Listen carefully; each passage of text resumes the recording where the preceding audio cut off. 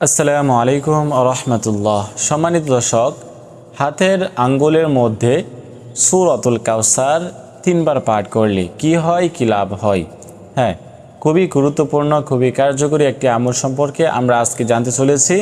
আমরা মনোযোগ সহকারে এই আমলটি শিখব এবং কখন করতে হবে, কিভাবে করতে হবে, এইগুলো ইনশাল্লাহ জেনে নেওয়ার চেষ্টা করব।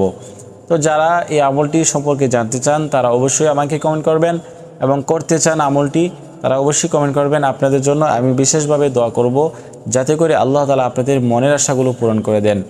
সম্মানিত দর্শক, যারা এই চ্যানেলে নতুন আসছেন, ইনসাফ টিভি চ্যানেলটি সাবস্ক্রাইব করে পাশে থাকবেন। এই চ্যানেলে আরও নতুন নতুন ভিডিও দেওয়া হবে ইনশাআল্লাহ। সম্মানিত দর্শক, তো আপনারা কখন এই আমলটি করবেন? এই আমলটি করার জন্য কোনো নির্দিষ্ট সময় নেই, আপনি যখনই পারেন করে নেবেন। তবে আপনাকে কি করতে হবে?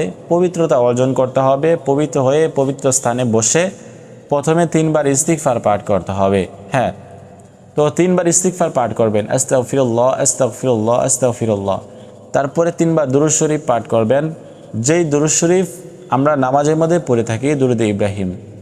আল্লাহুম্মা সাল্লি আলা মুহাম্মাদি ওয়া আলা আলি মুহাম্মাদ কামা সাল্লাইতা আলা ইব্রাহিম ওয়া আলা আলি ইব্রাহিম ইন্নাকা হামিদুম মাজিদ। আল্লাহুম্মা বারিক আলা মুহাম্মাদ ওয়া আলা আলি মুহাম্মাদ কামা বারাকতা আলা ইব্রাহিম ওয়া আলা আলি ইব্রাহিম ইন্নাকা হামিদুম মাজিদ। কয়বার পাঠ করবেন? 3 বার দুরূদ শরীফ পাঠ করবেন। যারা এই দুরূদ শরীফ পারেন না, একেবারেই পারেন না, তারা শুধুমাত্র সাল্লাল্লাহু আলাইহি ওয়াসাল্লাম কয়েকবার পাঠ করে নেবেন, সাল্লাল্লাহু আলাইহি ওয়াসাল্লাম সাল্লাল্লাহু আলাইহি ওয়াসাল্লাম। তারপরে আপনারা কি করবেন? এভাবে হাতের এই যে আঙ্গুলটা আছে, এই আঙ্গুলে পাঠ করতে পারবেন।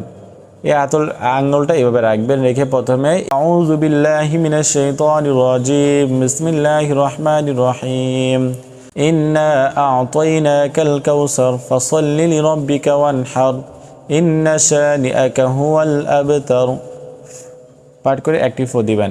এরকমভাবে সূরাতুল কাউসার 3 বার পাঠ করে 3টি ফু দিবেন।